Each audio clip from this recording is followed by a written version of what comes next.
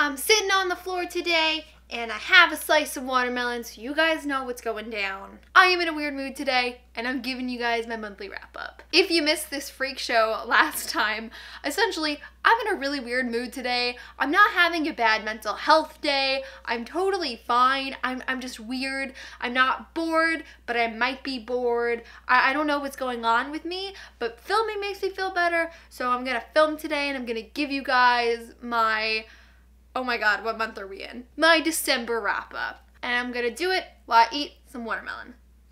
Although today is a little bit of an extra mess because the fuse on these lights broke today, so I only have the top two and there's 14 inches of snow outside, so I can't exactly go to the hardware store to replace it, but we're just gonna roll with it. I had like a lot of other stuff I wanted to say at the beginning of this video, but I just can't remember.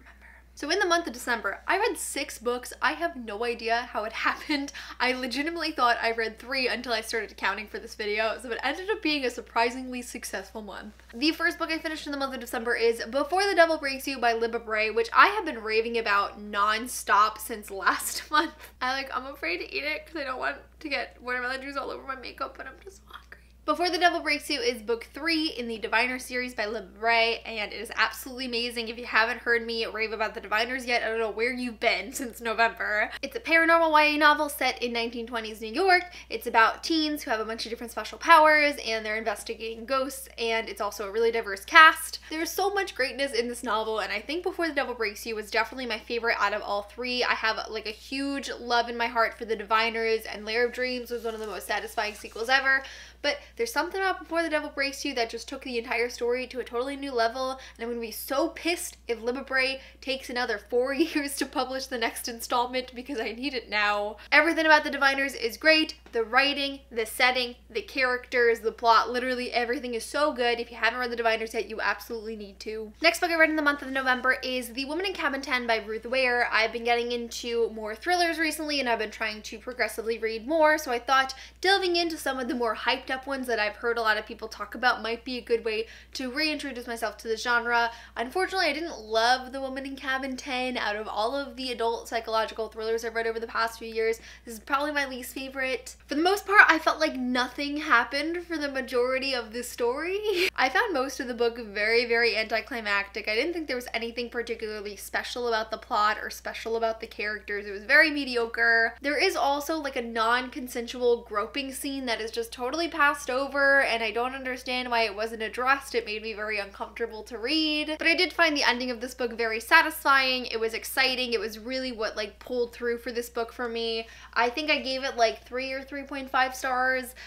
So I do wish that I enjoyed it more, but it just wasn't for me. Though I am continuing with Ruth Ware's books. I'm definitely going to be reading In a Dark, Dark Wood. Is that the title of it? Whatever that book is, I'm gonna be reading it soon, hopefully when my sister gives it back.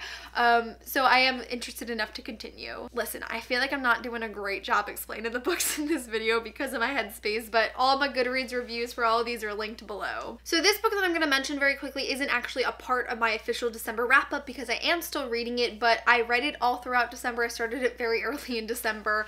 I just haven't finished it yet, and that is Zenith by Sasha Ellsberg and Lindsay Cummings. It comes out this January 16th, and I'm in the middle of it and I'm really enjoying it. I'm about 300 pages in at the moment. It's definitely exceeding my expectations, and I will talk more about it in my January wrap up because I'll definitely finish it this month. Oh my god, if I don't, I'll die. I just wanted to quickly include it because it doesn't normally take me more than a month to read a book. That hasn't happened since like 2014, and there's nothing particularly wrong with Zenith. It's just that high concept science fiction is not my thing, and it takes a lot more for me to get through. So while I am enjoying the story and the characters, it's just been a lot. So I paused to read something else that I'm about to talk about, but you will be hearing my thoughts more, hopefully, in my January wrap up. But I have been reading it this month. So since Thanksgiving, I had been like super hyped up for Christmas, which is like totally not normal for me. So I decided to indulge in some Christmassy books this year. I was scrolling on Overdrive one day, so I decided to rent Dash and Lily's Book of Dares by Rachel Cohn and David Levithan. I have seen this book highly praised on BookTube for a very long time. Everyone loves it as like their wintry contemporary. I unfortunately did not enjoy it as much as my peers. For some reason, it just like didn't click with me. I wasn't really attached to the characters, and the thing I liked the most about this book was the plot of these two people like completing dares for each other, getting to know each other through this notebook but never meeting.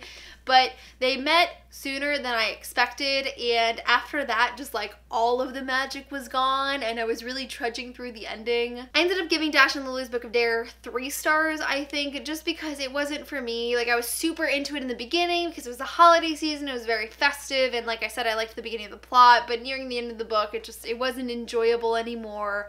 And I have heard not so great things about the sequel, so I definitely won't be continuing for that reason, but I am still glad I gave it a shot. But the next Christmassy audiobook that I listened to this month, I am here to rave about, and that is The Afterlife of Holly Chase by Cynthia Hand. So good. If you want to hear me give you more of a synopsis, I'd recommend watching my December book haul, because this is one of those books that takes forever to explain, but it's so good. I love The Afterlife of Holly Chase so much, and I'm so mad at myself because this was the one year that I was like, it'll probably be okay if I post my favorite books of 2017 a little bit early, because can I really have my favorite read at the end of the year? And yes, I did. It was one of my favorite books that I read in 2017, and now no one will know. For that reason, I will include it on my favorites of 2018 book, even though I read it in 2017. Don't judge me. I love that we have two unlikable main characters for this story, and it's very interesting because we have Holly, who our first introduction to her is that she's a terrible, horrible person, but we still have a soft spot for her, and we want her to succeed, we want her to be happy. But then we have Ethan, who we are told is a terrible person, but every time we see him, he is nice and charming and kind, and it's only later that we start to notice those things, and it was so interesting. Plot is also phenomenal. It's like a retelling of A Christmas Carol, but I don't even want to call it a retelling because of the way that the original story is directly implemented into this new story. It's exciting and it's interesting and it's well thought out, and it's so festive and Christmassy. Like, this is going to be like a permanent reread around Christmas for me, which I don't typically do unless it's Harry Potter or The Mortal Instruments, but I loved it so much. It is so good. I could rave about it for days. I still want to reread it. It's been quite a few weeks, and all I want to do is just go back on Audible and click, yes, please, I want to listen again. My watermelon was getting harder to eat, so now I gotta like break off little pieces. So as I mentioned, when I was reading Zenith, I felt like I just needed a break. I needed to pick up something else to kind of like revamp my motivation to read. Again, I really have no true problems with Zenith, but I just felt like I needed something light and not totally immersive, like the polar opposite of Zenith, in order to balance out my motivation for reading, I guess. I'm not even making sense, and that's fine. But I decided to read Unfiltered, No Regrets, no shame, no regrets, just me. This is essentially a collection of essays from Lily Collins that deal with things like her eating disorder, her experience with abusive relationships, her experience with a partner with addictions. But she also talks about more positive things like her love for her mom, her different tattoos, her interest in cooking and baking, her love of traveling and writing and acting, and I loved Unfiltered. I gave it 5 out of 5 stars. It was a fabulous read. Lily Collins is my favorite actress, and I identify a lot with her, so specifically the chapters on her eating disorder were super powerful and well written for me, but that goes for the entire book. And the final book that I read in the month of December, why can't I remember? Whatever, that is P.S. I Still Love You by Jenny Han, which is book 2 in the To All the Boys I've Loved Before series. I read To All the Boys I Loved Before when I was 18, like 3 or 4 years ago. I hadn't continued since, but I bought the books this month, finally, and after finishing The Afterlife of Holly Chase, I was just in such a slump, I didn't know what to listen to, so I decided it would be nice to delve back into a story that I had enjoyed in the past, and also To All the Boys I've Loved Before. That series completes one of these squares for diversity bingo for an Own Voices novel with a biracial main character, as Lara Jean in the story and her family is Korean American.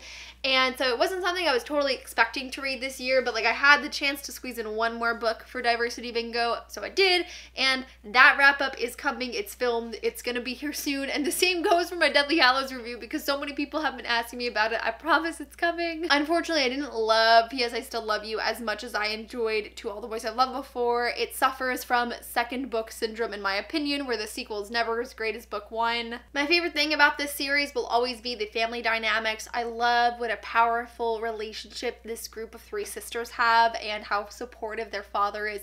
It's really, really wonderful to read about. But I struggled a lot with the relationship in the sequel. But the main love interest in the story just makes a lot of decisions and reacts to certain things in a way that I felt really uncomfortable reading. There's so much in these books that teenagers deal with relationships, and I also think that's fantastic. That's another thing I enjoy.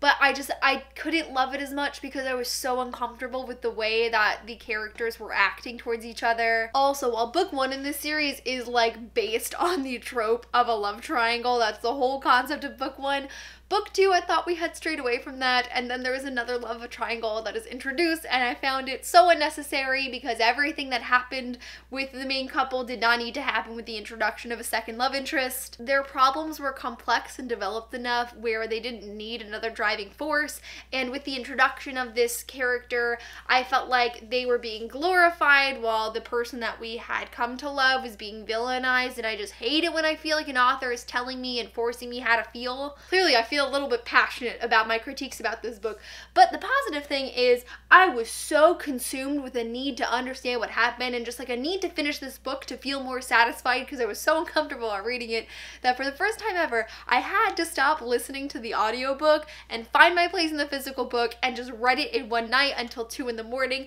because I could not live without the knowledge of everything being resolved. So although this book frustrates me and it made me uncomfortable and it is definitely not a sequel that I can say that I love, I still have an interesting reading experience attached to it that is very passionate, and I think for that reason it is still an enjoyable read for me. I think I gave it like 3.5 or 4 stars, and overall when I think about this I'm gonna remember all the strong feelings I have about that, and that's really fun. Additionally, I did finish the 3rd book in the series, Always and Forever Lara Jean, this month, so I'll be talking about that one in my January wrap-up, but I did enjoy it more than P.S. I Still Love You, so overall I really enjoyed the series and I'd highly recommend it. Alrighty, well that is it for my December wrap-up. Although I basically read my average number of books to read every month, it wasn't like my favorite reading month ever. I don't normally have 2 3.5 star reads, and I don't normally not finish a book yet that I've started and I'm still reading, but nonetheless I still really enjoyed some of the other books I read this month. Definitely let me know in the comments below what were your favorite reads of the month of December because I would love to know.